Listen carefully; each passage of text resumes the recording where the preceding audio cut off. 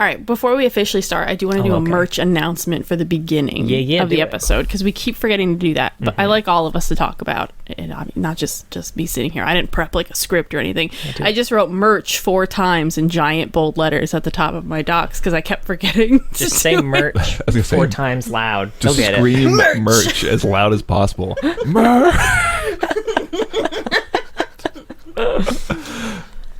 Merch! I'm not screaming for shit. I got baby over there. Yeah, she's all the way upstairs. She can't hear shit. She's far away. Yeah. Was that it? That's all we got to do? All right. Hello. No, I'm just kidding. We have it. There's shirts and sweatshirts at bonfire.com/League of Loreheads. It's fully League of Loreheads, right? God, why do I always forget if it's Loreheads or League of Loreheads? I think it is League of Loreheads. Right? I'm 98% certain it's League of Loreheads. I mean, you could just try them both, and maybe League Loreheads has some good shit too. Who knows? No, it's League of Loreheads. I got it, John. This is a plug for League Loreheads merch. Let's say check that out. Yeah, we got a Mudtown. That is not the Mudtown shirt. Don, I already got it. No, I'm saying I think there's a thing in between the bonfire.com and the League of Loreheads. Bonfire.com/store/League of Loreheads. Okay. Let me see. Well, while they look that up, speaking of Mudtown, I have Rebecca, you got like something that's like a sticker printer type thing. Yes. Right? And you gave me a sticker of the Mudtown design, and it was in my wallet, and I completely forgot about it, and I pulled out my card to pay for something, and it had the Mudtown sticker, not stuck, but just they've been pressed into my wallet. It's been sitting on that motherfucker on my card, and I had to peel it off, and then you tap the fucking card to pay for my chips or whatever. I think the version you have too is a version that John wanted that we didn't put in the store, where the O is a butthole. Yes. Yeah. There's no question about for all it. you out there who don't know, that was the design I was pulling for the Welcome to Mudtown. The O just had it was very subtle lineage. You could barely tell. Very subtle, yeah. Nice 8-point brown star. But yeah, that kind of quality design you can find. Yeah, we've been saying the link wrong the whole time. It's bonfire.com/store/League of Loreheads. Is this why nobody's buying anything? Yes. We're going to say that. That's why. Yeah, you can get a normal boy in Runeterra, or normal girl, or normal person in Runeterra shirts. There's like a logo. There's a cute turn your puffed into tuft. What is it? Yeah. Turn your puffed into tuft. You're fluffed into tuft. My God. Winter's Claw. Yeah. Also, if you watch this on YouTube, or you watch any of our other YouTube videos, we have officially made partner in YouTube, which means that we can link to external things in our videos now. So our videos are going to start having links to our merch. So if you're on our YouTube, it'll be even easier for you to see. And I'll make sure to put the proper link in the descriptions and start saying it right from now on. Oh, you can just put whatever link. They'll figure it out, right?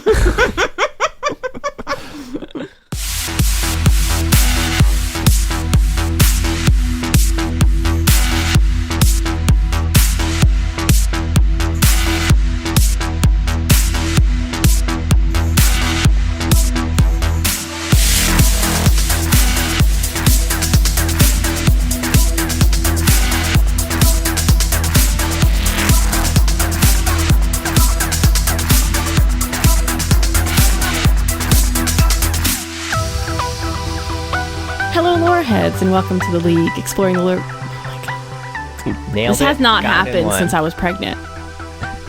Exploring the League of Legends lore.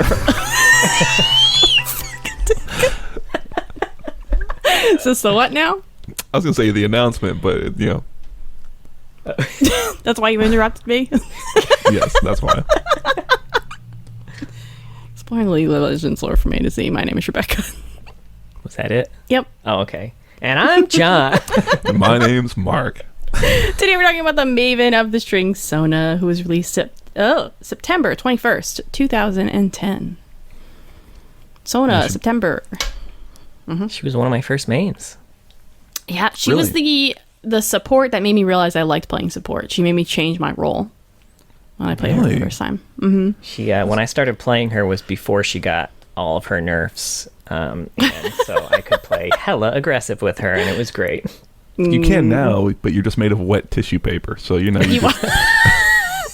You are a little bit. Oh, okay, so man. You said she was released in September 2010, right? Her color story was released in September 2020. So 10 years later. Oh, shit. Right, got her a color story. 10-year anniversary. I didn't notice that. That's probably why it was good. I looked it up because I was so curious because it reminded me a lot of the Seraphine color story. Yeah. So I was like, when did that get released? The Seraphine one got released in October of 2020. It's like, oh my God. I bet it was like 2 people working on it independently, and then they saw it and they were like, oh no, are you fucking kidding me? Much like the discovery of calculus, right? Yeah. Legal or the same fucking thing. Fuck, I hope so. Yeah, what did Sona sound like? This is a tough one because fuck, I didn't look it up because it's changed. All I can think of is her like talking about summoners, but she doesn't do that anymore. I know that, but I didn't listen to the audio. Does it sound the same? It sounds a little different. Okay, I'll you guys just do your impression of the old one. Even it's probably fine, or you can do an impression of our impressions if you want. Yeah, it's true. I can't do the echoing because her voice echoes and mine does not. I'll add it in post. Thanks, hon. Yeah, when you edit this. I didn't practice this at all. A wrong note is just a happy little accident. Beautiful. Thanks. Okay. Okay, do I gotta go, John? Can you go? And then I'll go. Okay. Yeah. Just keep smiling and maybe they'll go away. I love her. Okay, so I looked at it. What did she have one? She said, okay. Aw, it's like a little usher. I think she giggles and said at the end of that. I don't know what she giggles like. But I think that's when she places a ward. Yeah. I bet she giggles like. The most breathy, airy little giggle you ever heard. That's just what your baby sounds like when she giggles. Anyway, on the Riot Universe page, Sona has a bio, 2 short stories. Her color story is not on there. So this is wild, folks. She has her bio. Mm-hmm. She has the short story that we talked about in the Quinn episode that is just a story about her mom. She's in it, but she's in it. Certainly not a Sona story. Mm-hmm. And then we get an AU short story from Odyssey. That's not short at all. Yeah. Both of those last 2 are very long. Yeah. And the color story is there. It is linked at the end of the bio, but it's like secreted away. Like, you gotta want it to get to this fucking thing. I didn't even know, because Johnny sent us the link beforehand, so I was like, I'm not even gonna scroll down the universe page. No bio here. I guess there was. Well, I mean, it's like they link them at the end of the bios, right? Sometimes. So it's not like story. Oh, you're right. I usually ignore that because I have opened all the tabs by that point. Yeah, me too. You got to be invested in the Sona story to. I do. I would like to know more. Thank you, Ryan. This is such weird timing, too. We literally just said, man, they've never put an AU story in the fucking universe before. And well, you just said look at me getting slapped in the face 2 weeks in a row. Okay, I think Riot is listening to the fucking podcast because I was complaining about italics, and then they were like, okay, someone go edit the Skarner story quick. They're like, what else were they bitching about? Oh, AUs aren't linked? Fuck you. Rebecca, what sins are you going to be punished for by Riot? Oh, God. We'll find out. Well, let's go through the bio. Sure. I knew nothing about Sona, honestly. This was fascinating. I always forget where she's from, even. Right? It's by Lori Golding, by the way. Okay. Sona was a normal orphan in Ionia. Just another orphan. A lot of orphans in Ionia. Yeah. They said pre-Noxus invasion. They just got them floating around. It's just hanging out. You thought the orphan problem was bad before? Wait till this shit happens. Anyway, she's from Galrin and was raised by monks who took in children that were left behind, abandoned. They discovered that Sona couldn't talk, but she eventually learned how to communicate with an instrument she was left with. No one knew what the stringed instrument was, but the tunes were groovy and the vibes were real good. I don't know why I decided to write it that way. But I did. Eventually, the monks knew that Noxus would be close soon, so they made a deal with Demacia and sent Sona and some of her friends there. Sona was adopted by the Bouvel family, Lord Barrett and his wife Listara, and their daughter Kahini. They also developed their own sign language to communicate with her. It's Kahina. Kahina. I did write Kahina. Why did I say Kahini? Probably because Tahini is my guess from Good Place. Why? Shut up. Kahini? I didn't even say Kahini. I said that's Kahini. where my mind went. Of course I love it tahini did. sauce, right? It's really good on a nice gyro. Like, sorry. I don't know what that was in reference to. I'm sorry. Like tahini sauce? Oh my god. Okay. Anyway. Kahina.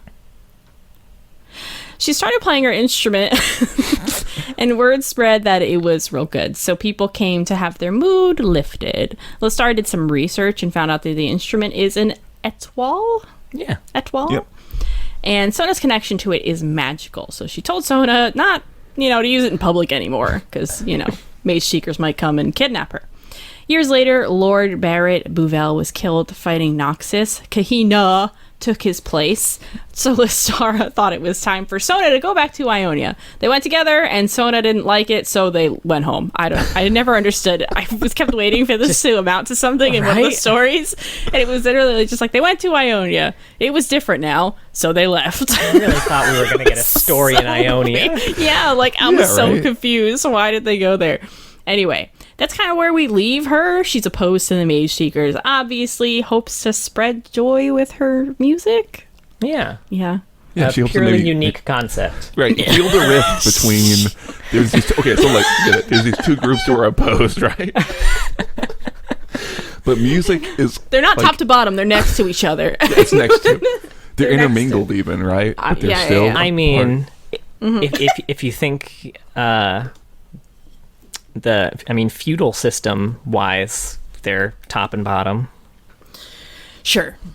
You got that all the nobles physically, and you don't know that. You can't say that for certain. Right? Yeah, this made me extra confused about why they did with Seraphine what they did with Seraphine. I know, Mark, I just said in an episode where you said, I don't want to talk about Seraphine anymore. I do want to now. I just didn't want to for Skarner. It's so similar to what they're doing with Sona. Like, if they want another musical champion, that's totally fine, and have one in, Zon and Piltover, that's also fine. But why is her thing also that she wants to heal the world with music? Unless you're going to put them together. Think about every bard you've ever played D&D with. Whatever stupid shit they were doing, all of those are potential options for a musician archetype. Yeah. Bards always think of the dumbest shit. Take one of those. Yeah, it's almost like you could have written one as a complete airhead, almost like a lampoon on the Sona. Sona's very genuine, and then Seraphine's Riot's kind of poking fun at how serious they take themselves sometimes, or something like that. Who knows? That would have been great. Maybe they are, and it's just way above our heads. Maybe they buried the lead way too hard. Yeah. Right, it's just too big brain for us. The original names were Sona and Sonar, but they were it's too obvious. We gotta keep it an S name for sure, but Dad's a Nar skin for Halloween. He's dressed as Sona. Or big oranges in his chest. Come on. Sonar. Her name should have been Sona backwards, which should be Anus.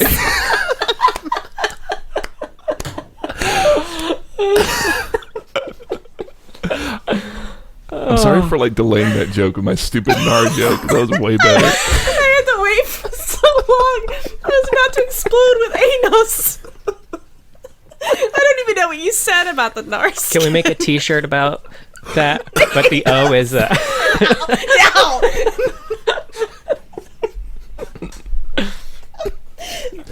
We have so much Sona to get through. We cannot be breaking down at minute 15. All because anus sounds kind of like anus. We're fucking children. Anyway, that was Sona's bio. How do we feel about it? I'm fine with it. I wish there was more about her connection with Ionia. It didn't really make sense to me. She literally could have just been from Demacia, but an orphan there who was adopted. They kind of they say like one sentence where she feels like she doesn't quite belong in either, and that's a very real thing that people go through, especially when they have to flee a war or something and go to another country. They can't feel like they can't really go back if they've been away too long, but they don't play with that at all. Yeah. And that's like it's a great parallel to Lux too, because that's it's all still Demacia, but it's still the two kind of factions that she doesn't really belong with either too. So like Sure, right. It's you're totally right, John, that if they just harped on that more, they would be keeping in line with the like one of the major themes running through the region. You know what else is I was thinking about? Like, I know she has lines with Xin Zhao, and it's like, oh yeah, he's from Ionia too. Oh yeah, that would be an interesting, I don't know, conversation or something like that, like between those two. Yeah, she really doesn't. I like her relationships here with her mother and her father. We don't really see her with Kahina much in any of her lore, which is disappointing. I would have liked to have seen. They seem close. Like, she's very accepted into this family. They love her. They are, she's welcome there, obviously. Even knowing that she has magic, that does not stop them from protecting her. So she's got great connections, but not with anyone else. Because I was even confused by like where the other orphans went, because she was like she came with a bunch of friends and then we don't hear about them. Kind of in her color story, I think one of them was probably one of her friends. Well, they all had a little bit of magic, so they're all in the dungeon now. Damn. Jesus Christ, John. Well, then make someone go rescue them or something. She can make people dance painfully. She can get them. That was cool as hell. That was cool. It will be. Yeah, it's pretty good. It's a good point that it is a little like, well, I don't know. Like, what did she feel about like, those people that she came over with? She stayed and they all went somewhere else. Yeah. Do they stay in touch? There's several stories in her bio that aren't written. Yeah. One of the ones that stuck out to me too is, this is a small one, but still something I want to learn more about. When people were trying to figure out what the étoile is, it said none of the visiting musicians or teachers knew what it was, though that did not stop several of them from attempting to procure it for themselves one way or another. Yeah, I forgot about that. Excuse me? I want to hear more about this. It's kind of like, that's kind of what happens in the old lore, right? Is that they try and sell her shit. So I don't know if that's like a weird holdover. Kind of. They're not like that malicious about it, but it is like you are stealing a musical instrument from a little baby orphan. So it's like, it's not the greatest thing in the world. I thought it was the fact that like her mom just with a little like, she did her own research and she's like, oh, it's an étoile, this hugely like ancient magical artifact that's super rare, and that like I feel like any mage seeker who's like worth their salt will be like, that thing's fucking magic. Oh look, it's an étoile. It's right here. It's in the big book of magical instruments. Yeah, I would like to know how she found, if they're so rare, and more about them in general, what a étoile is, because we don't really... That's probably exactly the reason why Edwin was like, hey, by the way, when you donate your house to be a library, I want to look at the books. And she was like, hey, you can fuck right off. Sure. Yeah. There is kind of a big implied mystery that they don't ever really even touch on in the bio of like, okay, what's a big, huge, like, fuck off thing? Like, where'd you get it? Why does this little orphan kid have it? How is it that she able to use it? Yeah. They play with that also more in the old lore. But it's you know what it is? It's like you said, there's a lot that's unwritten, and Sona's like, she's got a lot of hooks, and they've only got so much like real estate to write. So it's like, I bet you if we got 2 or 3 Sona stories, they would be sure to handle a lot of this, I would bet. Yeah. And another thing, so we talked a bit about wanting to know what happened in Ionia. Another reason I'm particularly interested is because if my reading of the timeline was right, the trip to Ionia happened right after the events in the story of Fragile Legacies. That's kind of when. Yeah. And at that point, her dad had died. I think I called him Edwin. His name is Elwyn, right? The head mage seeker. Or Eldwin. Oh shit! I don't remember. There is a D, I feel like. Yeah, it's like Eldrin. I probably wrote it down. Something dumb. I'll get it. All right. But so he was getting more power at this point. It was clear that he was already suspicious of Lestara. And so when they went to Ionia, the situation in Demacia was, I'm probably like, Sona's fucked. like the Mage Seekers are going to be on her real quick. And they both knew that.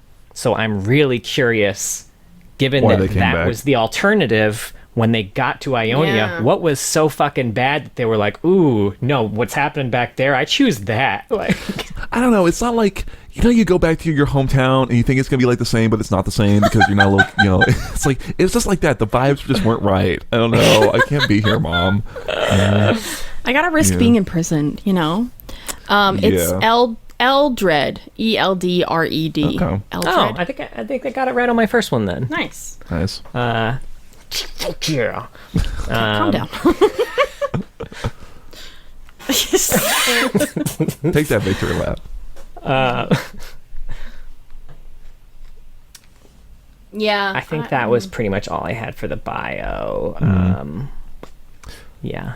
It strikes me that the bio ends in kind of a weird spot when, by the end of like the color story, there's a more like dynamic spot to end, which is that like, even by the other one too, is like she's abdicated, I assume, her like her noble title, and is potentially on the run. I guess it depends on whether or not you think she was able to, like, I don't know, memory wipe people in the fucking color story, which seems like that's a more interesting jumping off point than like, the Mage Seekers are kicking about and Sona's not super big into it, but whatever, don't worry about it. Yeah. It seems like in her colors, she's now has to flee. It said she was trying to get them to forget about her friend.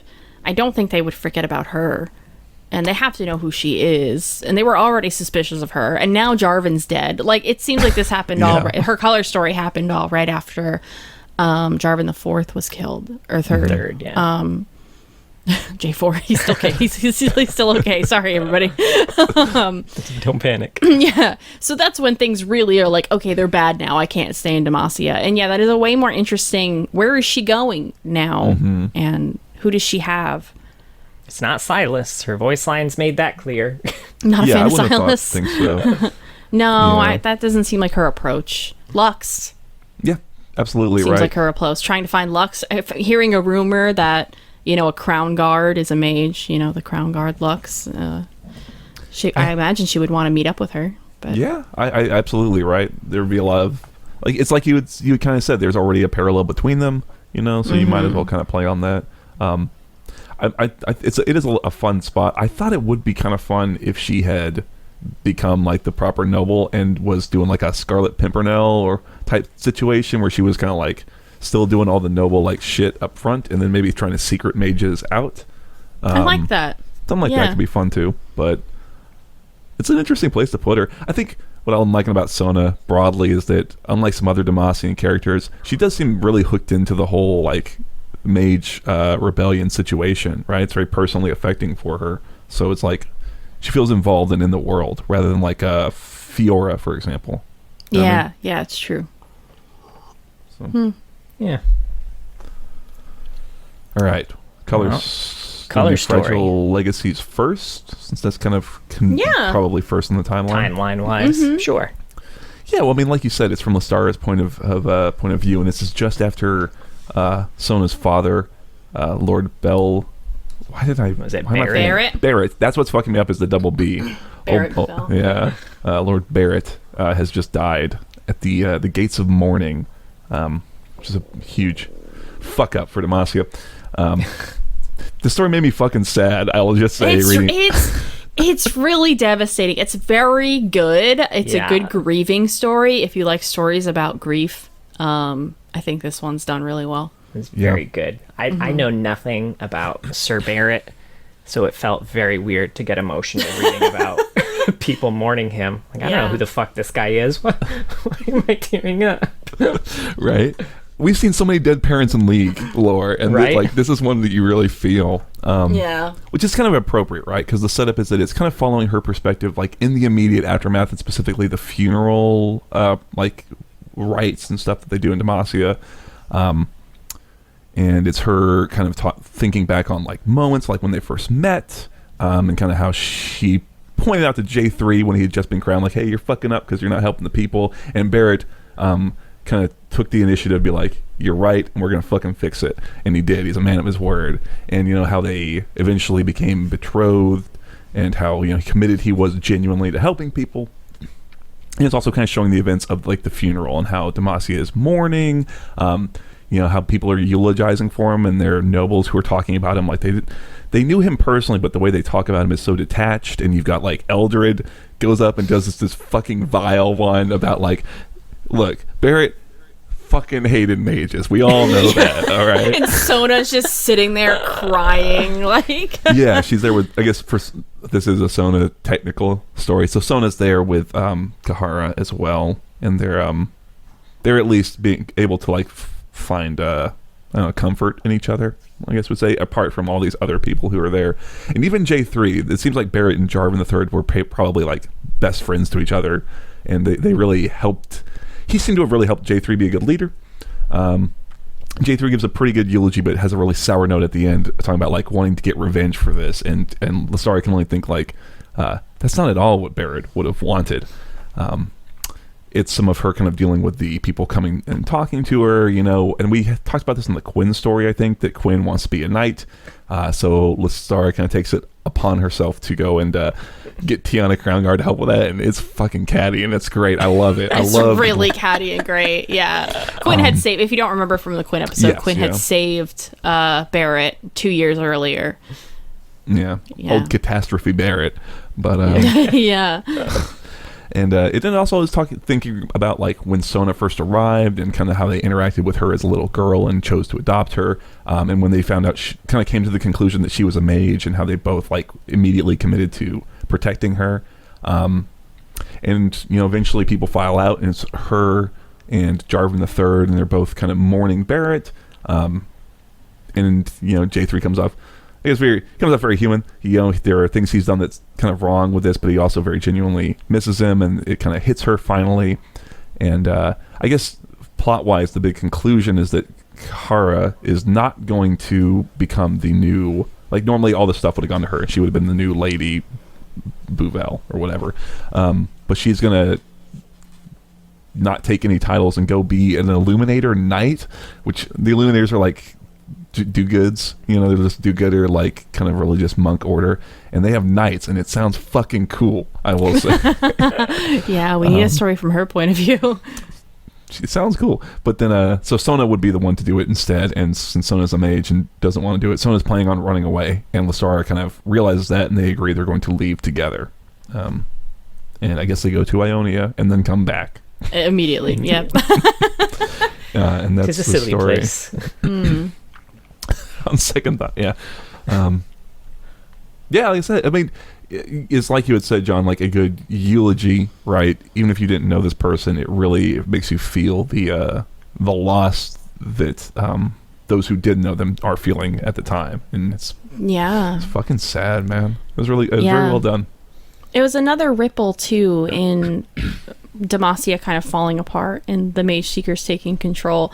I feel like we always thought it started with the death of J3, or that's how I always felt, but it really started with the death of Barrett, who was so close to Jarvan III and then was killed by Noxian mages. So I feel like that was really a first big ripple in what eventually ends up happening. Yeah.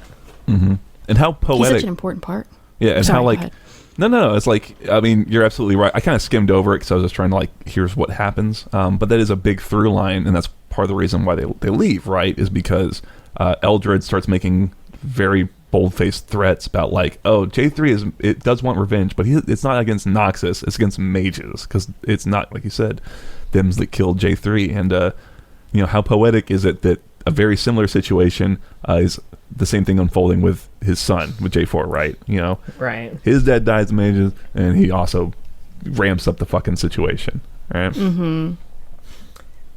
Yeah. Although I think it's also worth mentioning that if I'm remembering correctly, this battle where Barrett died is also the battle where Jarvan IV got captured by Noxus. Now, this is something I don't know for sure, because I can't remember. I have trouble telling whether or not him being captured ever is canon, because the way I read his lore in like Shyvana's when we did it recently was that it was a huge loss, and he was just very gravely injured, and Shyvana found him and rescued him. Not that he was actually captured, but I'm not 100 on that. Regardless, it's still a big. Even if that were the case, it would be very personally affecting, right? You know, that his son was so gravely put at risk, right? Yeah. Yeah, I really like this. It did make me feel closer to like Barrett and Lestara though, and then I really didn't feel like I learned much about Sona or Kahara. The two characters, the relationship is something that I really want to see, and just more about them in general. I get a sense of Sona's personality through her color story, which is great, but other than that, we don't really get much here, I would say. About Sona. This is like Progress Day, but probably a much more effective emotionally. Yeah, it's about people like, and yeah. Mm-hmm. Yeah. But I like just that, because I was, they talk about Demacian nobility a lot, and I feel like I've complained before. It's like, I don't really know what the fuck actually goes on with those people. And it was nice to see it go on here. Like I said, the way they were eulogizing, I thought was really interesting, that she's like, oh, these people like knew him personally and were friends of his, but the way they're talking about him now is in these weird detached ways, or they describe him as like a warrior, where it's like, he was a chaplain. He didn't want to fight at all. Right? Yeah, she said that was his first battle in like decades. Like he hadn't gone to battle in so long. Defending and protecting Demacia. Yeah, it's like, he was just trying to fix Demacia. Yeah.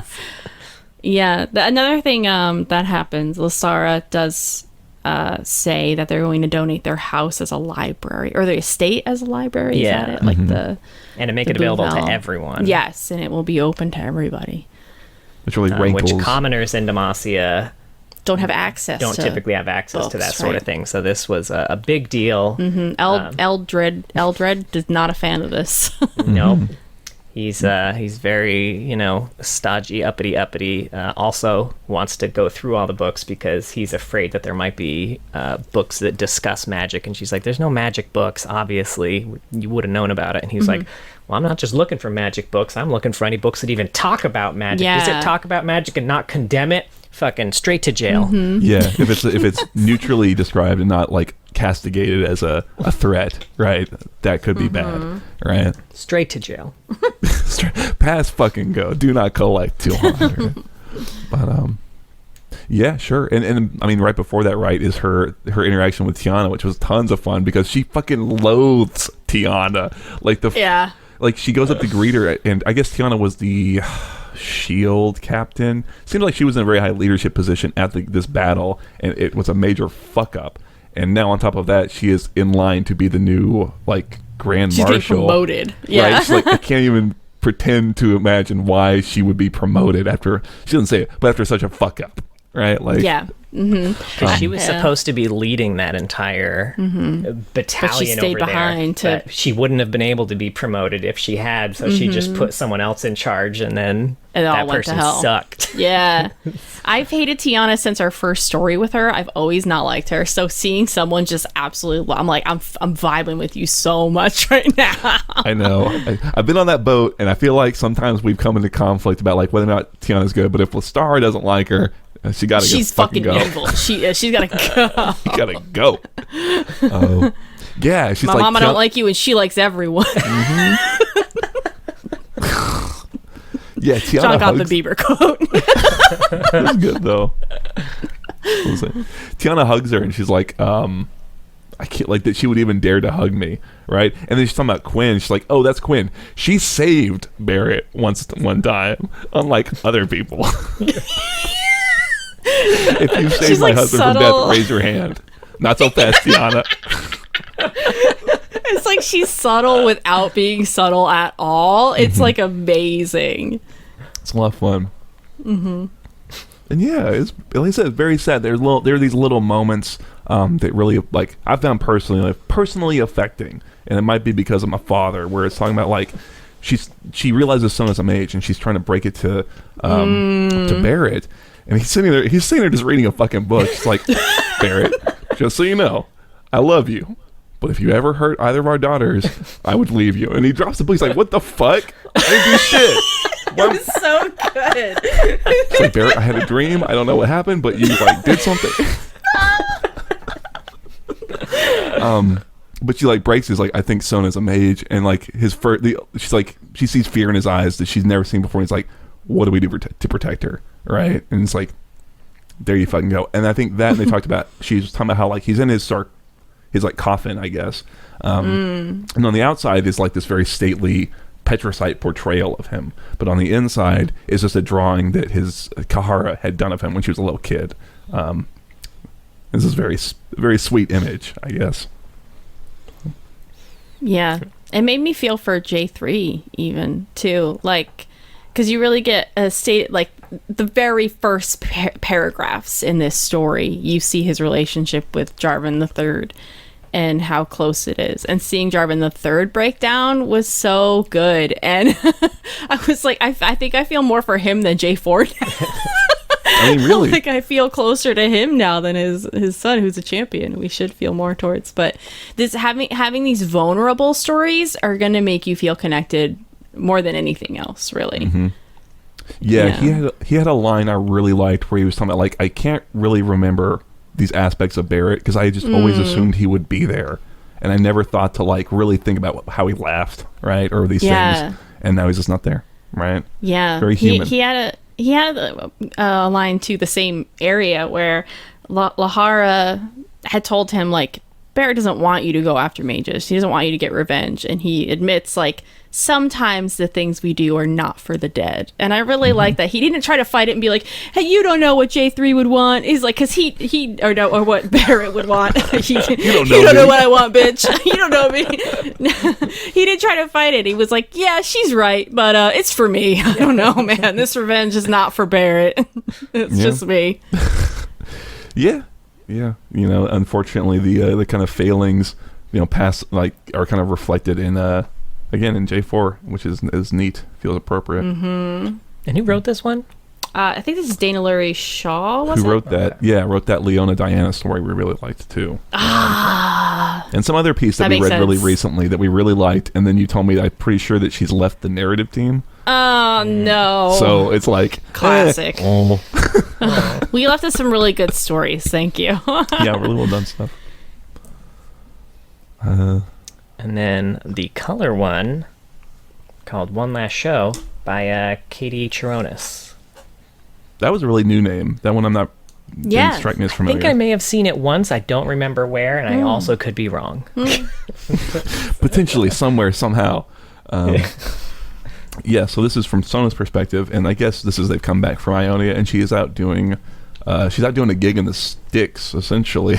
She's kind of meeting up, it seems like, with her old band a little bit. Yeah. Oh, fuck, I didn't write down what her friend's name was, though. I think it was an E. I don't remember. Shit, I'm gonna guess Itara.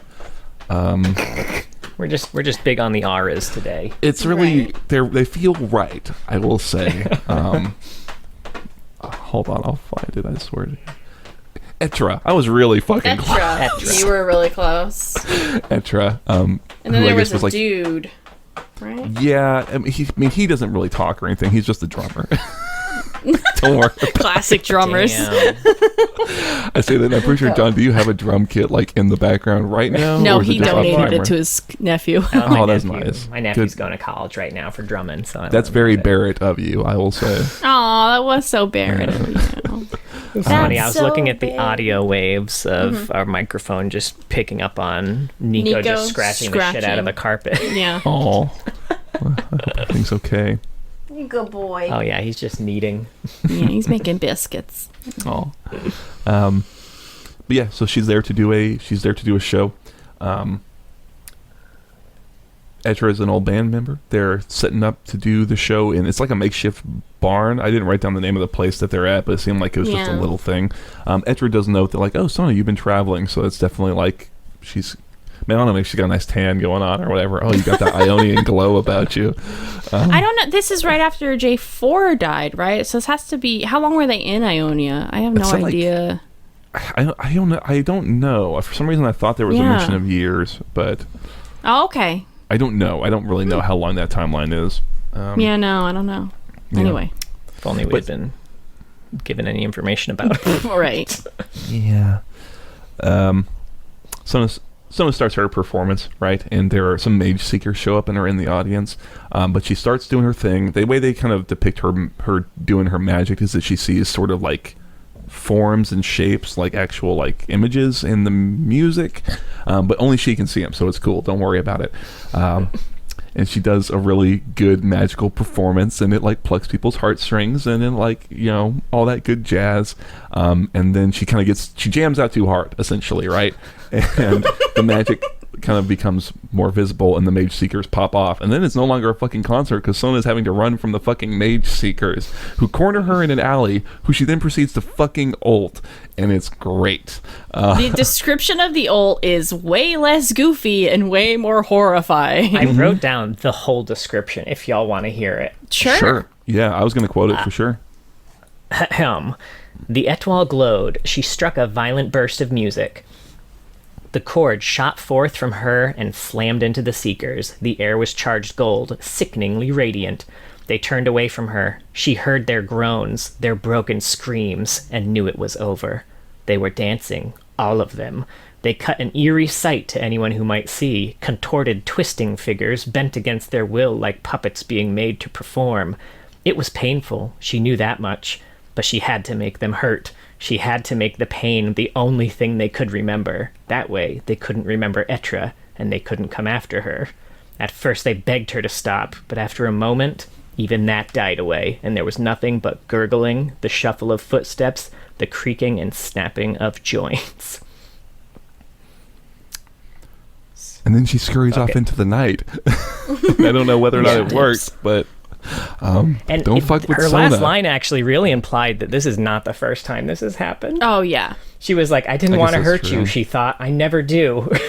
I guess that's true. Yeah. I guess it's like, to me, it just didn't make a ton of sense that, like, it's like you said, Rebecca, there's so many factors working towards, hey, we sent a bunch of dudes to the Sona concert and they all got fucking tortured into not remembering what happened. And it's like the 5th time that's happened. So maybe it's Sona. I don't know. It's that drummer who nobody knows the name of. You know what I mean? Cal. I found it. It was Cal. It's still really cool, though. And it's a really smart idea to play into the horror of what her ult does in game, right? She's yeah, like it's very Singed. blood bending is what I was thinking. Very bloodbendy. Yeah, sure. But she reminds me of Singed in that, like, we really like... Singed was a big surprise. I thought Sona was going to be shitty. It's been really good. Yeah. And the in-game ability depictions really are like, ooh, that's cool. You know? Yeah. I have to admit something. I did not know for the longest time that when you ulted people, they stopped and danced. Oh, really? I had no idea. I'm too busy panicking when I ult with Sona, so I'm not looking at the champion's dance. I'm just running because I made a tissue paper, as Mike said. Yeah. That's fair. That's fair. There was an interesting detail in this story that I hadn't considered before, but also, like, it doubly probably makes it hard for Sona to kind of function in Demacia right now. She said that she was talking to Etra, and they'd apparently been friends for a long time, so they had their own sign language. They were signing back and forth, and it said specifically she held her hands lower because she didn't want passerbys to see the hand gestures and make assumptions about her being a mage. Yeah. Just like, man, it was already hard enough. Now she can't even fucking talk to people. Yeah, that's a really good detail, honestly. And I guess that's something we missed from the bio, is that, like, her and... They developed Demacian sign language. Her whole family did. But yeah, it's nice even in that little moment when she first gets into Etra and they start signing, and she's like, oh, fuck, finally I can, like, communicate with somebody. Like, it's so nice. Yeah, I'm curious where she's been, you know? She doesn't seem to be with her mom anymore. That's true. Yeah, her mom is missing from this, right? Maybe her mom just doesn't go to the shows. I don't know. She's seen them all already. She's like, honey, I love you. You're a great performer, but I have things to do. You do that weird techno tune or whatever, and I just don't get it. EDM? Is it M? The description of how she plays her music is very cool, too. There's a mention of a woman who was thinking about her husband when Sona was playing music, and he had gotten sick recently and died, and he used to, like, hum a song, was that it, or something like that, and she had worked that into the song, and she does that a lot. She works people's, like, personal feelings into the music itself, and it's subtle enough that they don't notice exactly that's what's happening. It just resonates with them. Again, not to be confused with Seraphine. Look, looking into people's brains and then coming up with songs that are those people, and they're very different things. This is why I looked up when those two color stories came out, because I was like, who is to blame here, right? And I think it's Seraphine. But look, if I had $1 always Seraphine. For every time I read a story about somebody singing a song and affecting the emotions of the crowd, I would have $3, right? Which isn't a lot, but it is weird that it happened thrice. You know. What was the third one? Mama Elodie. Yeah, Mama Elodie. Oh my God, you're right. I yeah. forgot about her. Wasn't that supposed to be Sona or Seraphine? All right. Yeah. Weird. That's right. Yeah. Excuse me. I don't know. I think Sona's is more interesting the way she does it. Oh yeah, I like not Sona's just. It's not biased, even that I just like Sona more. I actually honestly don't hate Seraphine, but No. I do enjoy the description of it better. Yeah, it's more tangible. I remember that was something that we've talked about a bit with Seraphine, where it's like you're trying to describe something that's really hard to put pen to paper on. This is a lot more like, oh, yeah. I get it. I like kind of like you're talking about that bit with the husband, where it's like not even the tune that he sung, but just the sound of the instrument becomes kind of bassy and hoarse a little. Yeah, like his it sounds voice. like him. You know? Yeah. Mm-hmm. This is neat, you know? And cool. And yeah, it's a great little, like, having the Mage Seeker show up before it even starts, like, oh, there's just this little tension that's running through the whole performance. And the fact that they pull the trigger on it's nice. It's not just like, oh, she performs and the Mage Seekers are idiots. It's like, no, that's obviously magic. I love the bit she's running and she's like, normally she has the Etwall on a stand, but she just runs and it just floats after her and she's like, well, fuck it, right? Like, it's so great. Oh, this poor thing's been carrying around this instrument the size of her fucking torso the whole time. It could just float by. The things you're doing for Demacia, they don't deserve you, Sona. Just go back to Ionia. You can float your Etwall around anytime you want. They don't give a shit. They don't even fucking notice. Free the Etwall. Yeah, no. Yeah. Take your bra off, so she's not wearing a bra. Yeah. Have you seen this?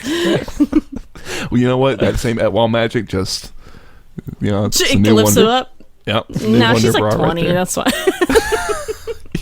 Just give her 15 years. There's no Etwall magic that can hold us up. Trust me. Oh, fuck. Yeah, pretty good. I liked it. Yeah. Mm-hmm. Yeah, I did like it. Me too. Now, she's also mentioned in the Curator's Gambit, which is that Ezreal story we read back in the day. He just kind of mentioned in passing, hey, I've been kicked out of a lot of places, including a Sona concert. Denied access. That makes him look so trashy, right? Because those concerts... in Barnes. I guess that's true. That's true. How did he not get in? They just let anyone in. He's like, you look 12. Go. Get out of here. Oh my god. You guys want to talk about some old lore? Yes. Yeah. Unless anyone has final thoughts on canon Sona. No. I don't think so. I feel like I've said everything I want to say. I think the only other canon thing, by the way, is that she shows up in Call of Power, the Rise cinematic. Yeah. Oh. That's a weird thing. Yeah, they're working together. It looks like Ionia from the for sure. The video. Rise, her and Rise are in Ionia together. They're fighting a bunch of people. She uses her Etwall to just fucking wreck them. Yeah, although to be fair, in that one they don't dance; they just get raised up into the air. Yeah, I wish they had danced. That would have been a lot more fun. That would have been more fun. Yeah, that is weird. Sona now, dude. I wonder, is this why she left? Rise, did you do something? Rise, what the hell, man? What'd you do? I'm kind of open to it because she has voice lines for Rise, so it's like yeah, he could scare people away. You know, he's kind of a dick. Yeah, it's very intense, single-minded. His voice. She was like, oh, I can't stand this guy anymore. Whoa, you don't look like you would have that voice, God. Let's go. That was the first thing I ever heard him say, and I was like, that did not just come out of that man. There's no way that was his voice. I found a weird bug. Riot. He fucked up. He put like Trundle's voice on Rise or something. This is like that Scion X situation. They're like, just pretend it's the voice. It's fine. Now, interesting thing about this original bio, it is very similar. Wow. Surprisingly similar. Shockingly, yeah. Right, shockingly even. She's an orphan in Ionia, a rich Demacian who, they never do this in old lore, but they named her. She was Lestar Bouvel all the way back then. Oh. Right? But now I think she's Lestar of, isn't she? You gotta add extra A's now. Sure, they like glitter. I think they probably did that by accident, I'm gonna be honest. But yeah, she in this one, she had heard of the Etoile first, and that's why she went to Ionia. But again, she did some research and was like, hey, I know what the fuck that is. I'm gonna go check this out.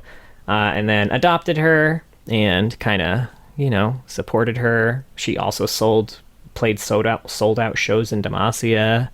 Now, the real difference is the end of the bio, which I have here. Oh, God. In secret, she discovered a potent and deadly use for her Etoile, using its vibrations to slice objects from a distance. She honed this discipline in private, mastering her gift. When she felt prepared, she went to the only place which could offer her a fitting recital. The League of Legends. I got so hyped. Smashed in my closet door. Fuck yeah. The description here and the description in her judgments definitely gave me Kung Fu Hustle vibes. Oh God, yeah. Jesus, yes. It's been a while. They even call him those dudes playing the guqins. Yes, which her instrument is totally is for the most part. They're just this is yeah. At least they didn't call it a. I like the idea that's how they were inspired for Sona. They were just fucking stoned and watching Kung Fu Hustle. Right. So this is just be a good champ, dude. Whoa, be a good champ. Fuck stoned. I'm sure they're just sitting that's just riot. They're just taking notes. That's just true. At least at the time. But yeah, I think even in the judgment, they're the way they describe her cutting shit is super 1-to-1 with the Kung Fu Hustle depiction. God, I gotta see that movie again. It's been 15 years or something. I don't know. I don't remember what you're talking about. Did you want to do her judgment? Ooh. Sure, her judgment's is kind of fucking interesting. So she goes in. She goes in to do the judgment. They do the thing where they go back into the Samurai Jack, back into the past, and she sees her mom there. And the whole time she's had her Etoile, and then all of a sudden in this kind of vision, her Etoile's not there, and it's like Tom and Jerry floating behind her mom with deadly intent, and she's trying to call out to her mom, but she can't speak. Which I don't think we ever mentioned, by the way, for Canon Sona, but she cannot speak. Let's just make that clear, dear listener. I talked about that in the bio. I said that they found you did? She can't speak. Yeah. Sorry.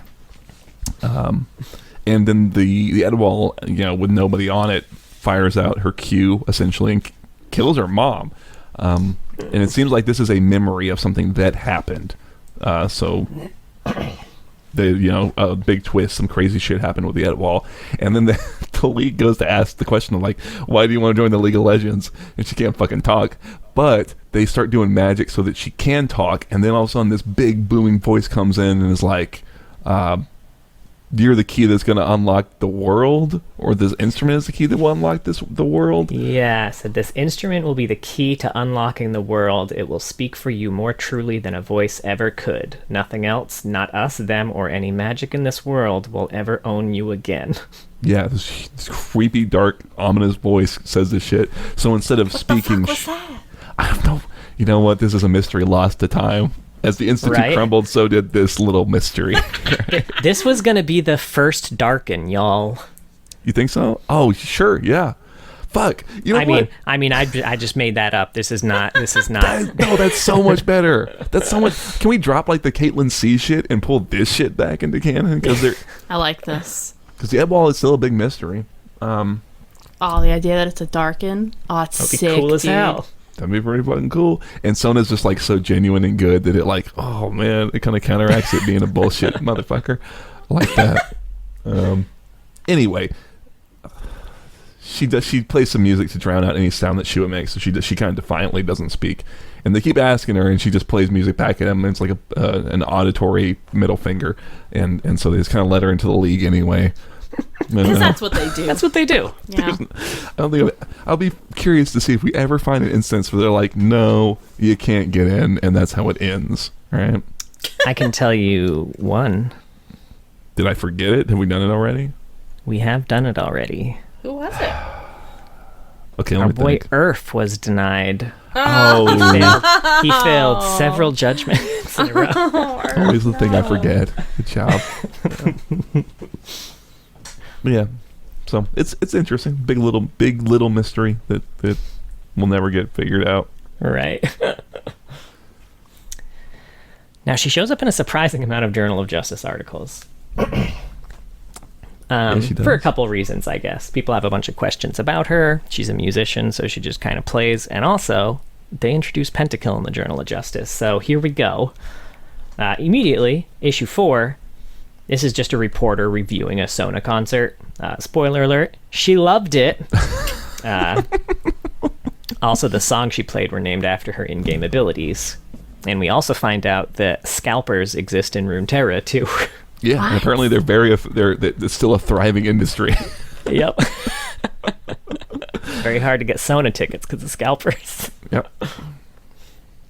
Now, issue 6, The Mailbag of Justice.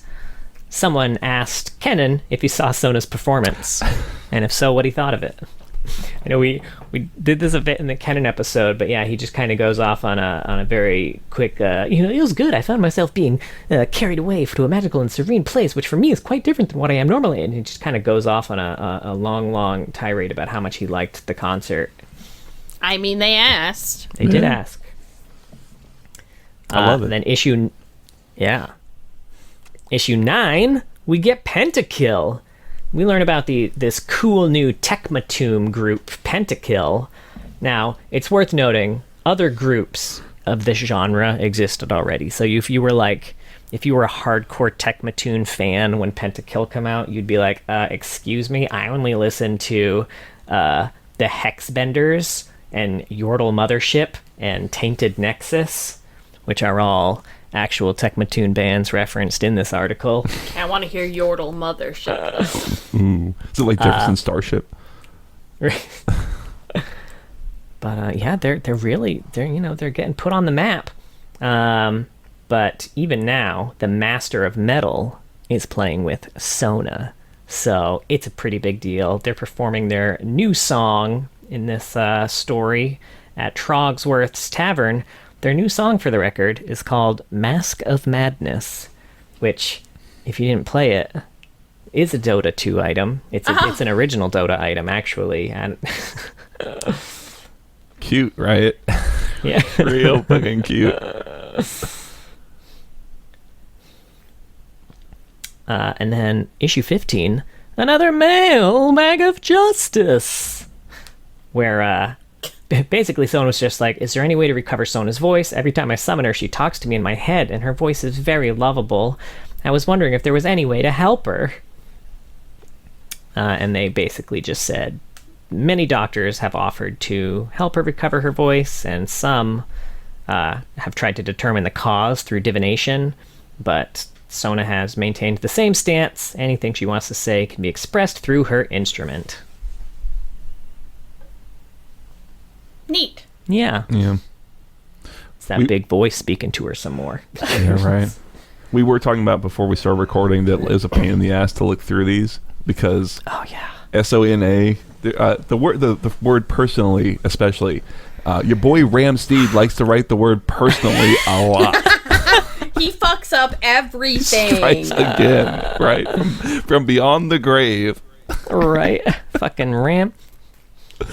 So. Yeah, it was a nightmare. Oh, also on the wiki, there's some other word that has Sona in it. So when you're doing the find on the page, it goes from the top all the way to the very bottom. Yes. This was the hardest it's ever been to find instances of someone in the JOJ. There is one more too, in issue 23 with another Mailbag of Justice. Oh fuck, I thought that was it. A dude asks why Pentakill only has 2 instruments. and Mord lets him know that they are actively recruiting, but he and Sona are going to have some company soon. And I think they teased the Olaf skin. I think he was the next one in this skin line. I don't think I realized it was just Mord and Sona at first. I always assumed Karthus was there, I guess. It took a surprisingly long amount of time to get a singer? For the deaf singer to become an actual singer. Yeah, funny, right? Pentakill Sona skin's so good. Right? That was like her, I wouldn't say her only good skin for a while, but like one of the most unique ones for a while was that one. I'm trying to even remember what She's got like a ton her of skins. Yeah, what her like original release skins were even. Because all I can think of is like DJ Sona and like the Christmas one. Like there's a few that's like, oh yeah, Sona skins. Her release skin was Pentakill Sona. Oh, really? Really? Yes. No It shit. was Wouldn't also have released expected that. 21st. Her next one is was guess- released a couple years later. I don't remember how to pronounce that. The Guquin? I'm so Okay, sorry. yeah. Oh, yeah. The Guchin. Guchin, thank you. I'm so sorry. Or Gujen. Gujen. I heard conflicting pronunciations when I was trying to find it. Surprising there was a 2-year break, because I always think of Sona as having so many skins. And then after that was Arcade, and then they started getting more unique. But for a little while there... Oh, she must have had the... Sorry, they go out of order. Oh, no, never mind. Okay, so Muse Sona was released with her. She must have been released with 2 skins, because they all came out at the same time, though. Back in the day, They used all to do champions 2. got released with 2. I forget Yeah. who was the first one to buck that. It was a fun fact at some point, but I already Yeah. forgot it. I haven't played that one in so long. And then Silent Night Sona was that year, just later that year. Yeah. Okay. I love that one, too. That one's so pretty. Mm-hmm. She's got such good skins. Yeah. All right, sorry. Also, real quick, I forgot about a canon appearance of her. She is also in the Oh. Tellstones trailer. Oh, is that canon? When John? the dad's explaining different ways to beat people at Tellstones. When he gets to Sona, he says that you can bait them into carelessness. And I'm not sure what she's doing to bait him into carelessness, but she is sitting there looking pretty nice. And I think the implication is that her prettiness distracted him. Sure. She doesn't have like a deep cleave going on. It's got him transfixed. She normally does. I was so going to say she has assume- less of a deep cleave than she normally does. God, Maybe do you that's why remember he's always Old like, Splash? oh, she's holding it back for me. She must like me, right? I gotta look up her Old Splash now. Because I remember that deep cleave. Sorry, go ahead. Like, get lost So in it. while you do that, because this is still kind of on the topic of canon-ish, some quotes. I have a little game for us to play. Oh, great. You're never gonna guess what it is. I had this Is it idea, Sona but it or was 6 o'clock in Seraphine? the afternoon today, and I did not have the effort to put it together. God, her Pentakill one. I forgot what this looked like. Her nips would be showing. It was clear yeah. Riot didn't know where nips went. They were like, they're under the boob, right? The nipples, we could show the whole thing, the whole front of it. You gotta work There's no for nipple it to there, find right? them. Yeah, You don't want it. it's like a Barbie doll. All right, sorry. Go ahead. Oh, actually, first, she does have a quote that I really like to Fiddlesticks, where she says, "When fields lie calm and winds stand still, run home," Oh, which is a bit of his theme song. yeah. Mm-hmm. So neat. fucking good. I love his theme song. So much. Should I not look at this? And it's clear that was kind of a... Yeah, I would avoid it. Okay. It's clear that that song that is sung is also sung very much in canon too, because when she first encounters Fiddlesticks, she's like, Fiddlesticks, like the song. Oh. Neat. That's cool. All right, so first quote, is this Seraphine or is it Sona? Hello world, I'm Seraphine and you are beautiful. No, I'm kidding. All right. I wonder what I sound like outside my head. I'm gonna guess Seraphine. I'm going to guess Seraphine, too. It seems too obvious to be Sona. Yes. That is Seraphine. Okay. Okay. But the fact that you thought it was too obvious means that it sounds like Sona. Yeah, it does. Yes, you're proving the point. What's going to be sad is that I play both of these champions a good amount, and I'm for sure going to fuck this up. I mean, I have played Sona since she stopped talking about summoners, and all I can fucking hear is, what melody will we play? Adagio. Yeah, Adagio. Yeah, what mastery shall we play masterpiece. today? Yeah. Only you can hear me, summoner. Yeah, I Yep. mixed them together, but yes.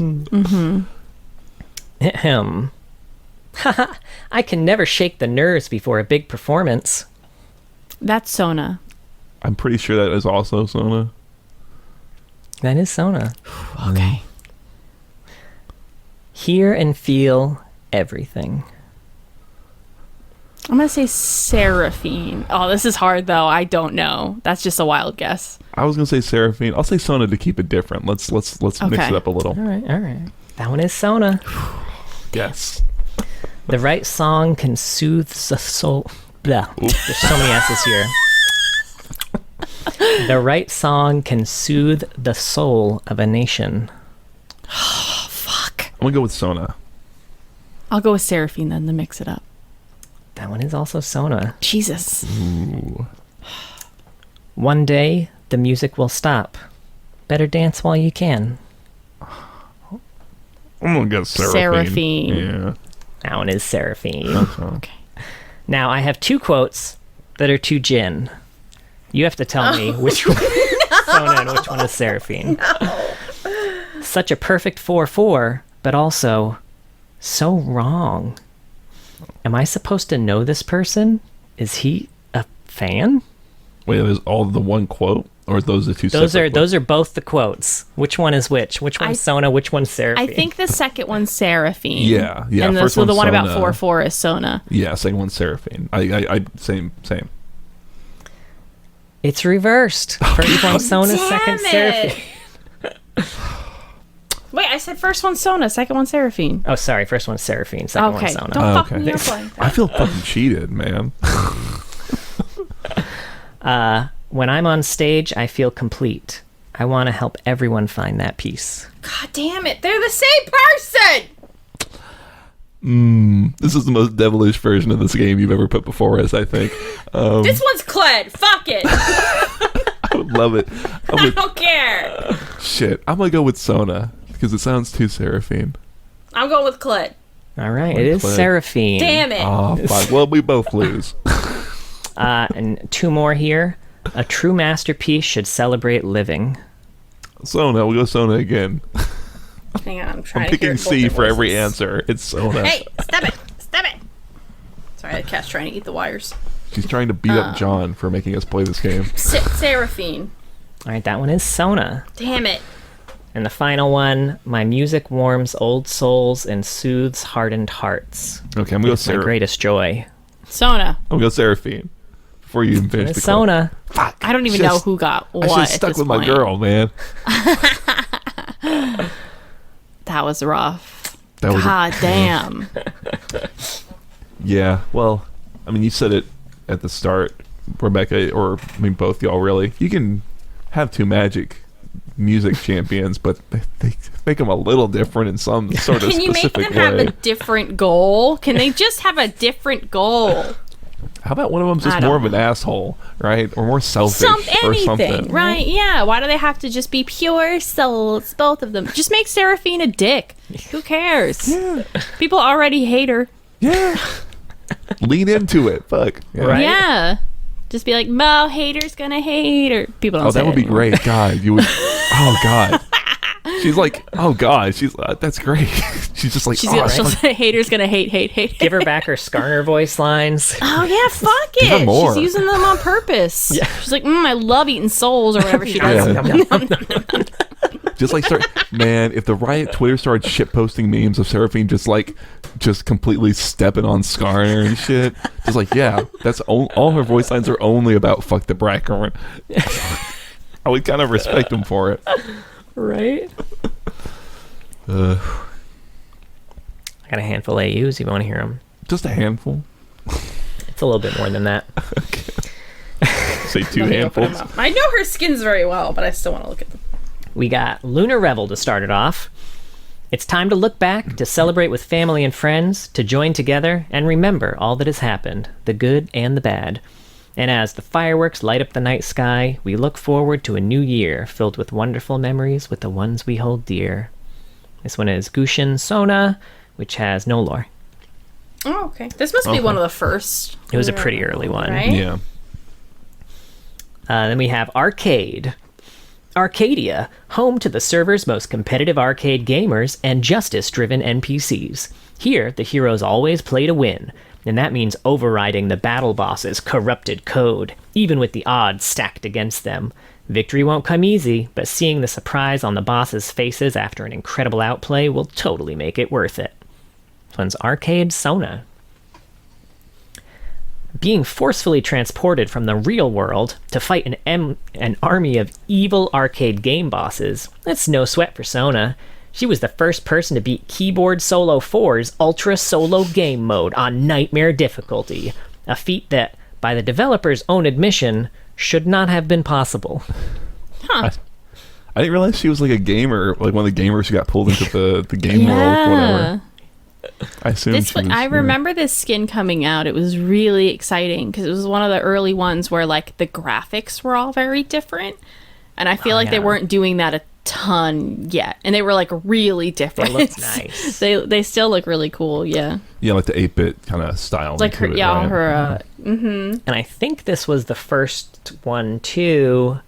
After Riot stopped giving the Riot skin codes, like the Riot Nasus, Riot Graves, all that stuff. If you saw them at a live event, I'm pretty sure the Arcade Sona became the new PAX skin. Or no, sorry, not the Riot ones.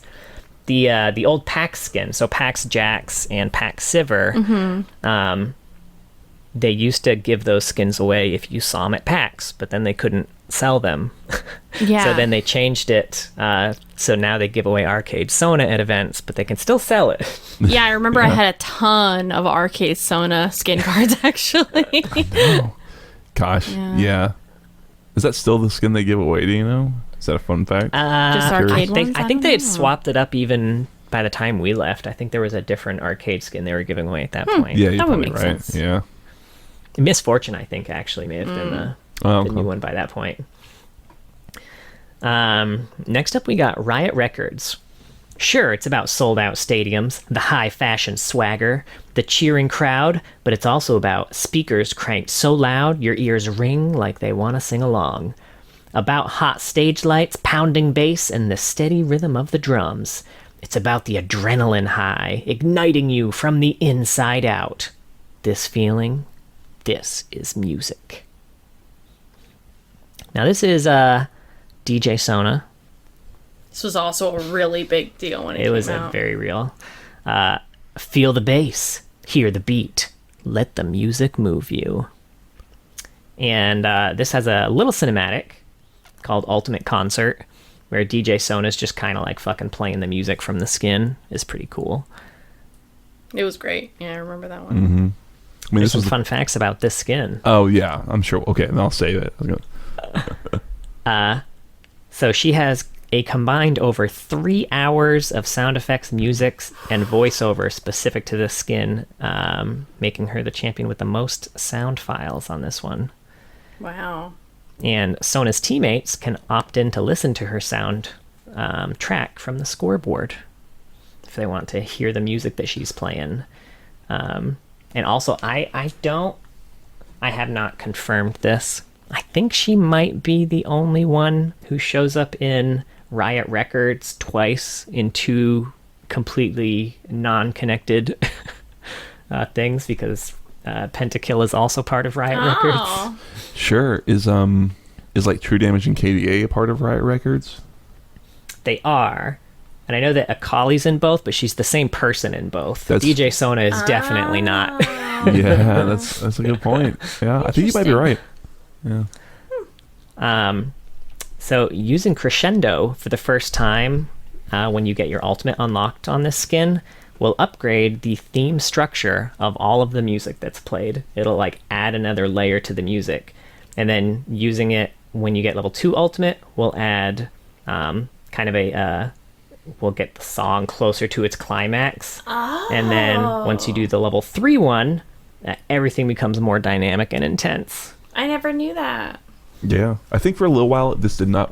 I feel like it didn't work in the way that it was you're describing, and like it took them a minute. Yeah, there were a lot. I feel like every time we did released a skin like that, it didn't quite work like advertised at first. Yeah, it's like they're very complex, buggy little things, aren't they? But it is really fucking cool. I will say. Another fun fact: if you use Crescendo the first time while in kinetic form, a fragment of the Metroid theme will play. Oh, shit. Interesting. That's neat. Well, now here, a Lorehead fun fact. What's your favorite of the 3 DJ Sona songs? And which one should I put at the beginning of this episode? Because she doesn't have her own theme, so I want to use one of these. Fuck. I do like Kinetic a lot. Oh, Concussive was always my favorite.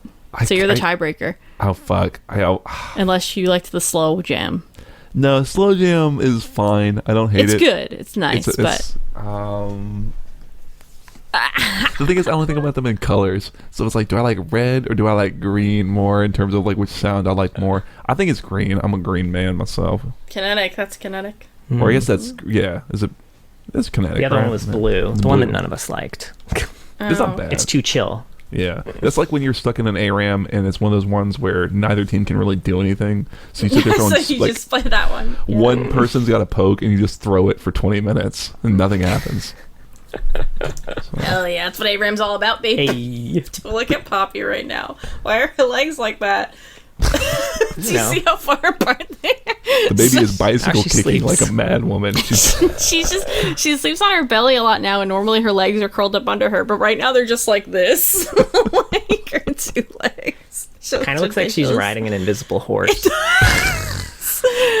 Oh, that's so funny. Sorry, go ahead. Anywho, next up we got PsyOps. The crown jewel of military black ops, the PsyOps unit are an elite team of psychic soldiers deployed against rogue militaries and supernatural threats. Officially, they don't exist. But when conventional warfare won't cut it and the stakes are no less than the fate of the world, PsyOps answers the call. So on PsyOps Sona.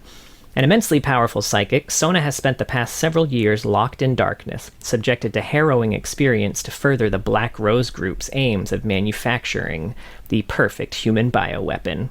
Freeing herself during the assault of the BRG's research facility, she discovers her powers have grown to near omnipotence, making her less a human than a psychic god.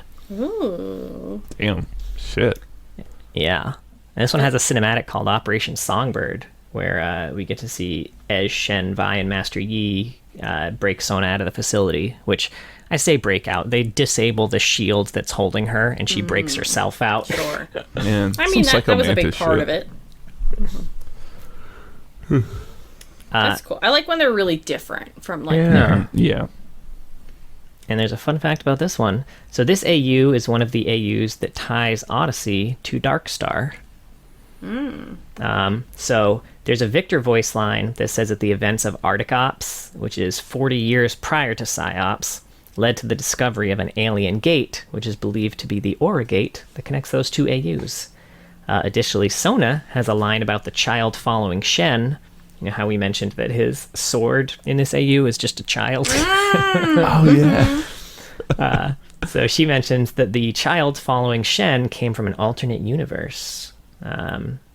This is also the first skin where she does not have arms prior to using Crescendo for the first time. I play this skin all the time, and I didn't fucking know that. Are you kidding me? Wait, She what? doesn't have arms? Wait, what? So, like, when before she uses Crescendo for the first time, that's essentially her Operation Songbird version, where she's completely restrained. And how did I... Now I need to play this skin. I'm sorry. I mostly play her in ARAM, and I guess I just slam that Ulpa in the second it comes up. Right. I never fucking noticed. Oh my god, shit. I gotta check these skins out more. Shen's got a fucking ghost orphan. She got no arms.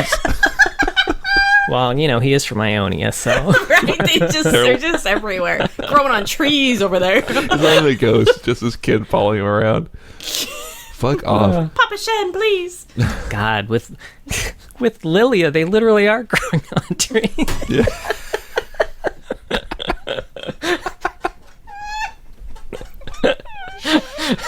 They need to start growing parents. Because it's so... Oh, shit. That's great. So, next up we got Odyssey. From the heavily urbanized core worlds to the outermost edge of the galaxy, adventure awaits. The great Damaxian Empire Damaxian!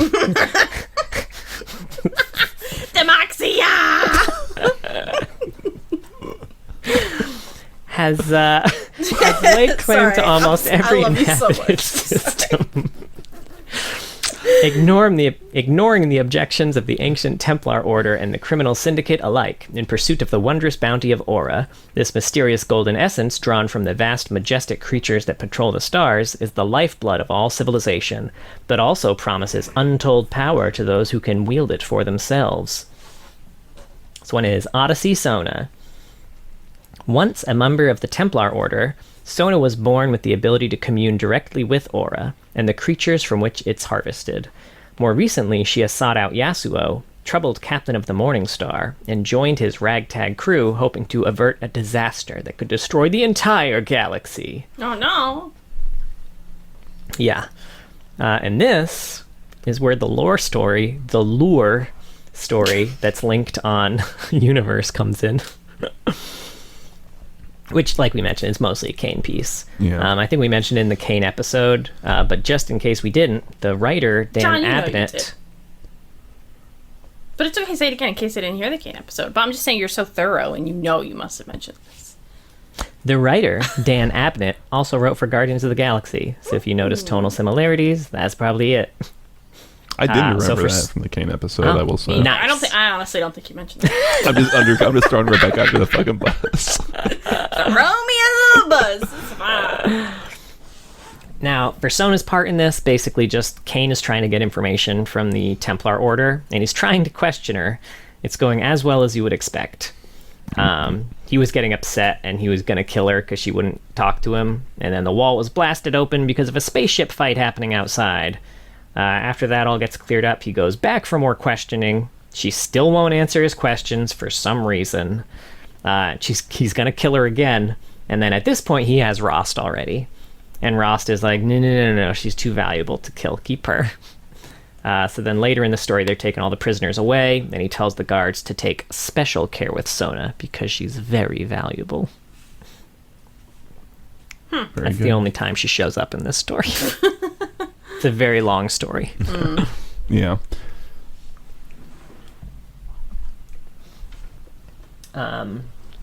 Next up, we got Fables. Set in a mythological world, each champion represents a mythological horror. Or sorry, not horror. I like combine two words here. A mythological god, hero, villain, or creature. And this one is Muse Sona. Sona is a goddess of inspiration, compelling her worshippers to create profound works of art for all the world to see. Forgotten with the march of time, she has recently enjoyed a resurgence of followers in the form of coffee-addled waiters working on their next big screenplay idea. Oh god, it's me. She's talking about me. Can you come over? Because I need a muse real fast.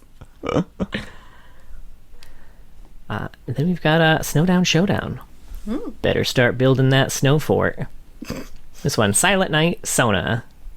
Drifting through the streets as she plays, Sona's beautiful melodies bring out the wonder of fresh snowfalls, quiet evenings by the fire, and time spent with family and friends. She can also weaponize these songs, raining destruction upon those who would spoil the holiday. Fuck you, Grinch. Right. I want that version of the Grinch. His shit didn't grow 3 sizes that day. He was just nuked from orbit. Or she makes them do like Christmas dances. That's better. I don't know what Christmas dances are. Yeah. Fun fact about this skin, if she and reindeer Kog'Maw are close to each other and both play their jokes 4 times, one after each other, they'll play and sing an excerpt from Deck the Halls. So cute. It's pretty good. I think this was kind of the first interaction like that I remember being in game. I think super early. Yeah. Yeah, I can picture it on the old Summoner's Rift map even. So I think they used it in a trailer for something that I don't know what. Now we've got Be Mine, which is set in a world where romance dominates, and each of the champions wear romantically themed attire. This one, Sweetheart Sona. Sona's quiet elegance and mastery of enchanted music might make the hearts go all a-flutter, but don't be fooled. She can still cut a man in half at 30 paces with her harp sound waves. These skins! Sona's a beautiful musician and she'll fucking cut you, bitch. Gonna get shanked. This next line sounds like something I'm just saying, so I feel compelled to say that this is actually part of Oh, great. That's the duality of love. Sometimes you win, sometimes you get cut in half by sound waves.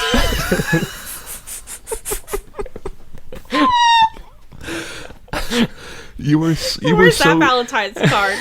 You were so right to give that warning. You really were, because that's some shit you would say. Are you sure you didn't write that, John? They didn't hire you for that one? Because I think you've said almost that exact sentence to me. It's so stupid. All right. Fuck. Now we're going to get to the one I fucking forgot she was in. All right, I'm going to lean back real quick. Star Guardian. She's new. If only we had done this episode a few months ago. Or a year ago, I guess. Okay, was it a year ago? Jesus Christ. Sorry. So, this is Season 4, Star Guardian, specifically. They each have their own stories. Ancient enemies appear in Valoran City, scarred by Zoe's invasion. Now defended by a new generation of Star Guardians. As darkness gathers in the skies above, Kaisa and Akali prepare their untested squad for a fight with forces beyond their comprehension, and the true threat that awaits beyond. Sona falls into that aforementioned untested squad. So this is Star Guardian Sona. Born mute, Sona is a kind, reflective soul who prefers to spend her time in quiet solitude. While she has trouble dealing with crowds and dislikes being out in public when not in her Guardian uniform, she's learning to find her own song in a sea of voices. With her supremely powerful music at her disposal, each self-discovery, operatic movement that will drown out the dark. She's got a magical medium called Shizu. Sona may be quiet as a mouse. Shizu is anything but. This talkative critter is known to stretch the truth when it acts as an interpreter for its companion, yet it always has her best interests at heart. Quick tip, if startled, it can be calmed down if fed just a crumb of Anmitsu. There are several times where he mistranslates Sona in here to get extra snacks and shit. That's funny. What type of animal is he? A mouse. Oh, he's a mouse? He's a little mousey. That's neat. And there's a cinematic for this kind of. So in Everything Goes On, she is kind of at the very end. Kaisa's whole team is there to kind of pick her up at the end of that song, and she's one of them. She's actually specifically the one who reaches her hand out, so even more important than the other ones there. And then visual novel. This is called Another Sky, and she's on the team. That's for sure. In terms of specific plot points that aren't tied to direct conversations with her, she plays Valorant with Echo leading up to a big battle. Oh. Just a little other plug for that, Valorant there. I know, right? So in terms of character interactions, Kaisa notices she's always late and asks why. Chizu reveals that during Zoe's invasion, Sona lived in the district where the battle was the worst, and the sounds of destruction were deafening. It overwhelmed her. She was paralyzed as she watched her neighborhood turn to rubble. And the deafening sound is the reason why Sona arrives to class so late, as she waits for the rush of people and the bell to stop. So as Kaisa contemplates how to help Sona, the city's attacked by a monster. Oh, no. So Kaisa decides they should take it on with Sona. Sona thinks they should call in others, but Kaisa's like, nah, you're strong enough. We'll just call him if we need him. Chizu then explains that there's more to Sona's story. He reveals that during the invasion, Sona would have been crushed by rubble, if not for the bravery of a boy who pushed her out of the way. And fun fact, this boy is Echo's friend, Clagor, who ended up being crippled by the falling rocks, and yes, it was an arcane reference. Damn. Shit. So if she had the power of the first star then, she's thinking maybe maybe that boy wouldn't have gotten hurt to save her. So Kaisa tells her that even though she couldn't help him then, that doesn't mean she can't help people now, and that being a Star Guardian doesn't make one brave, but being brave is what makes one a Star Guardian. The sounds of battle begin to overwhelm Sona initially, but Kaisa realizes that Sona shouldn't try to focus on one sound or try and drown them all out. Instead, she should listen to the music of the city.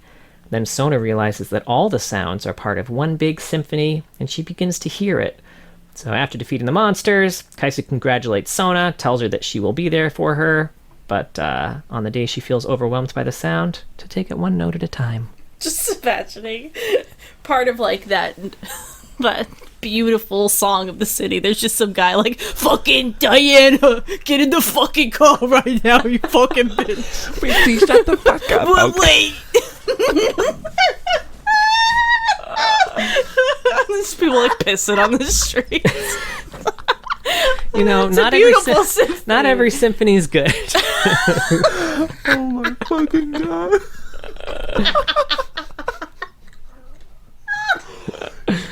Oh fuck, I love that image. She's like, oh my god, you're right, this is a song. You're a fucking whore and my mother knew it.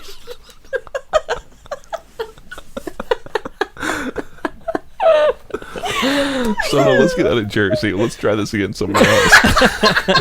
Hey, watch your fucking mouth. That was New York. Fuck me. Whew. Shit. Anyway. Oh, that's Star Guardian. Star Guardian Sona. She's great. She's so cute. I was gonna say I liked how her story was very tragic. Man, she has sad stories all the time. Right? Oh my god, this one's really sad. Yeah. But all I can do is Tiger laugh. can't catch a fucking break, man. No. Next up, we got Pentakill, which is the last one. In a world where, and this is separated into Pentakill 1 and Pentakill 3, because the first album, no, actually it's the second. The first album and the third album have kind of all their own plot and shit. Second one kind of was just an album. Sure. In a world where heavy metal reigns supreme, Pentakill are the undisputed masters of melting the face right off your head. 6 members, 2 pentaplatinum albums, and the chrome-fisted fury of the god themselves. It's time to rock. This one's Pentakill Sona. Never tell Sona of Pentakill that keyboards aren't metal. Her instrument is filled with living barbed wire and a sonic scream loud enough to bring other, lesser musical genres crashing to their knees. And you get to see this in the Yordle cinematic. Mm-hmm. Yeah, I guess I didn't think about the fact that was like living barbed wire inside her instrument, but that's pretty fucking metal. Pretty fucking metal. Very Silent Hill. Yeah. So each person kind of has a recruitment blurb in Pentakill. So it says, after arriving in Valoran and reuniting with Mordekaiser, the 3 headbangers scoured the lands, butchering all within ear's reach with their demonic tunes.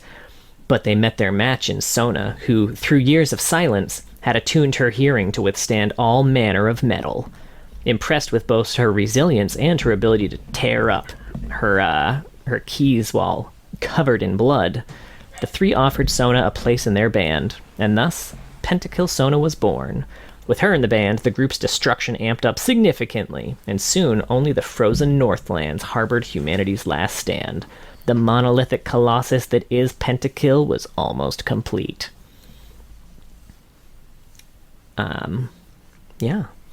So each of these kind of had a little, I think, newspaper article, too, where they asked the band questions, or just had statements, it seems, because one of them said, there are champs like Twitch and Sona who don't require much skill, and then there are champs like Azir and Rise who are practically impossible to play.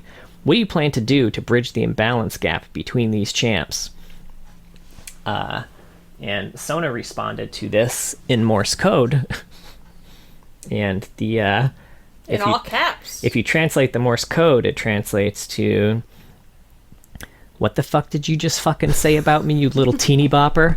I'll have you know I play at the top tiers in solo queue, and I've been involved in numerous sold-out shows for Pentakill, and I have over 300 confirmed assists.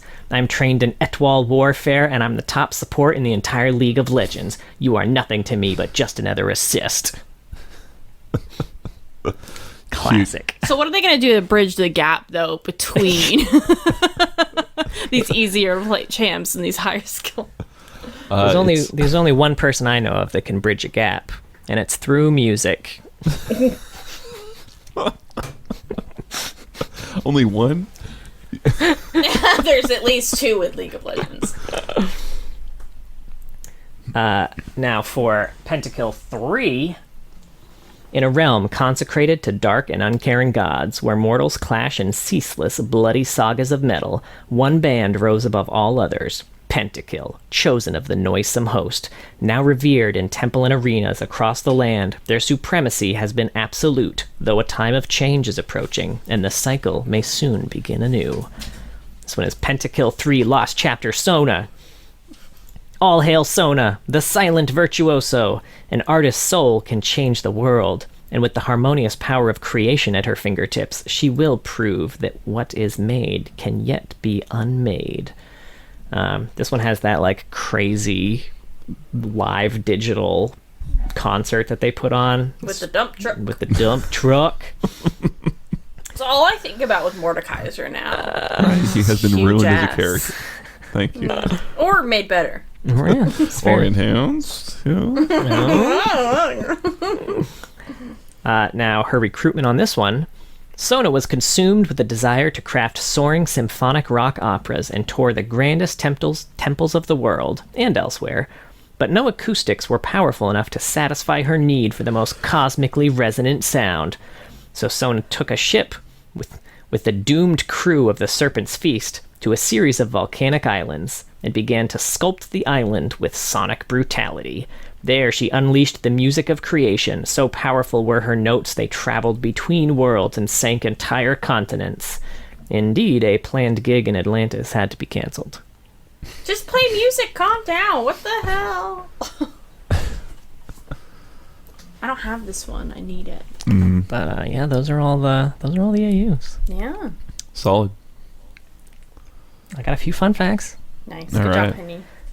So Sona's voiced by Aaron Fitzgerald, and classic Sona's voiceover was updated along with the release of Psyop Sona. Solid. Hey, that's fine with me. Sona, Zed, Garen, and Vi were targeted by Deadeye, which is Jin's working name, in his teaser. After Sona was shot, her champion icon in her League of Legends website page and champion list were updated to a GIF with what seems to be butterflies floating past her through her throat, kind of like butterflies made of smoke. Now, do you have a fun fact about how this image specifically caused huge fucking problems for Riot in various regions? Ooh, I don't. Really? Yeah, this was... I remember they were talking about, like, so Riot would, like, be like, hey, look, here's some problems we ran into in the past. For example, this is a guy who's a sports player. We used his image. We got fucking sued. Things like that. This one was a big problem because, like, there are some places that interpreted it as, like, dealing with smoking, which can affect your rating, your age rating, and could affect them being able to be published in certain regions. What? Yeah. Now, how wild is it that if they just explained, like, oh no, someone's not smoking, someone was shot through the throat and the smoke from the bullet is coming out their mouth, they'd be like, oh, okay. That's fine. As long as they're not... That's good. as long as they're not I don't make the rules. But yeah. Wow. Yeah, it was a very interesting little story. Her atwal is an ancient musical instrument that was made thousands of years ago, but we don't know specifically when.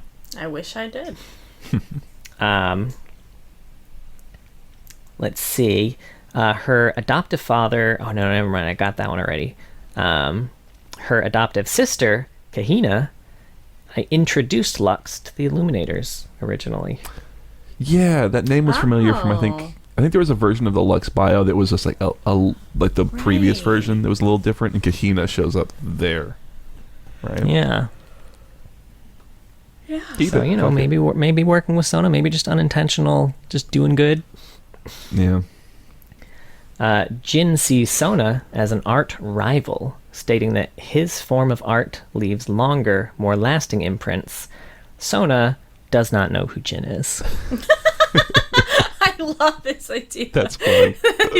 She's like his secret rival, and he just doesn't know. Do you ever have one of those? like on social media, they're like, "You're my nemesis. You have no idea who I am." Oh, does that mean he hates Seraphine too? He probably doesn't know about Seraphine, but he goes to. Maybe He does actually go to Seraphine. Yeah, I was really? gonna say. Yeah. He hates Seraphine. Maybe Seraphine hates him, and he doesn't know who Seraphine is. And then he doesn't know who the fuck she is. And Sona hates Seraphine, and the triangle is complete.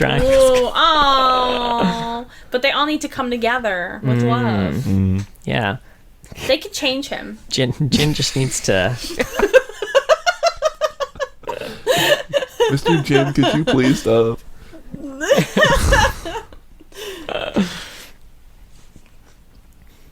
Let's see. Lux and Ezreal are fans of Sona's performance, and Swain is also interested in her étoile, and is also potentially a fan. That's adorable. I love him putting on Sona records. And he dances with the ravens or something. I don't know what Swain does. We haven't done him yet. I'm sure he dances. He's got it, right? Right. You know, that is an interesting thing, is that the quote on her page is a Swain quote. Not like, obviously not one of hers or something like that. Normally it's one of the champion quoting. So it's kind of interesting. Sona was deemed overpowered / obnoxious for ultra rapid fire mode in April 2014 and was disabled in all non-custom games. She is impossible. I mean, she had you could just use this insta the whole perma time. heal. Yeah, I was gonna say. Yeah. Hit all the keys at the same time. They'll all go off. And at one time, Sona held the title for lowest base armor in the game at 9. Wow. Ooh, who's got it now? Who has it now, do you know? I don't know who has it now. Ooh. Let's guess. Who do we think it is? Be another healer, probably, is my guess. Yumi, maybe? Ooh, it's probably good. Yumi. That's a really good guess, yeah. We'll see. I don't have any. We're not planning to look this up, we're not right? Gonna look So- it up. No. It's just, Someone could tell us. But that's all the fun facts. That's it. Cool. That's Sona. Any final thoughts? I don't think so. I was very pleasantly surprised. I really would thought, you know, like if you had not sent that message earlier, I would have thought she maybe wouldn't have a color story, to be honest with you. Yeah. So. Yeah, the stories we got for her were good. Obviously, there's disappointment in the shared themes here, but let Sona have it. Works better on her. Yeah, you know. Yeah, right. She's gone. I've never complained about Seraphine. Feels like she hasn't really gone through nearly as much. Like Sona feels a lot more genuine and like real and grounded and things like that. Yeah. So. Yeah, I agree. All right. Well, that was Sona. Thank you so much for listening. If you didn't hear in the beginning, we have merch. LeagueofLoreheads.com. No, never mind. We don't have a website. Bonfire.com/store/League of Loreheads. I drank a very large glass of wine. I apologize.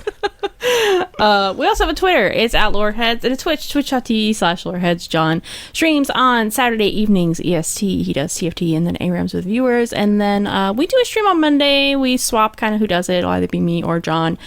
However, early August, there's going to be a beta for Palia, and I played the alpha or the pre-alpha of Palia, and I'm dying to play that. So if I might do that, I might stream that and play the beta for Palia, which is a farming sim MMO. It's really cozy and sweet, and a lot of ex-writers worked on it. So yeah, that'll be fun. But that won't be in Holly's for a few working weeks. there right now. A farming sim MMO. Yeah. Oh, nice. I love it. We have a YouTube as well. We post clips and shorts from this episode. And we have a Discord if you want to join in, find some people to game with, chat about lore and other weird memes and stuff people post. Tell us the shit we're wrong about. Like that. Like yeah, they correct us when we're wrong, which is a lot. And we have a Patreon. Thank you so much to all of our patrons. But a very special thank you to our Medarda tier patrons. Big Man Gnomes, King of Hearts, Shupa Moustache, Trideca, and this is the express opinion of the League of Loreheads cast Ash is the best support. All one. I hate how they've expanded the net, and now it's all of us being kind of roped into this. I know, John. It was just John going ooh. Yeah, right. And now, I never played Ash support. Now I got to try it. Yeah. I'm so terrible at Ash, though. Well, if y'all were being hunted by mage seekers, and I had a magical étoile, I would also make them dance like no one's watching. Twisty Oh, people marionettes to help you go free. That's beautiful, honey. Thanks. Would you make them do like the flash dance, like pull the bucket down of water, or they like straight to? Or but it's like jelly instead. It's jelly. It's some singe goo.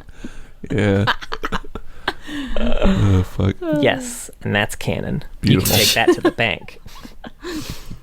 Great. Well, please join us next week as we talk about another healer, the Star Child, Soraka.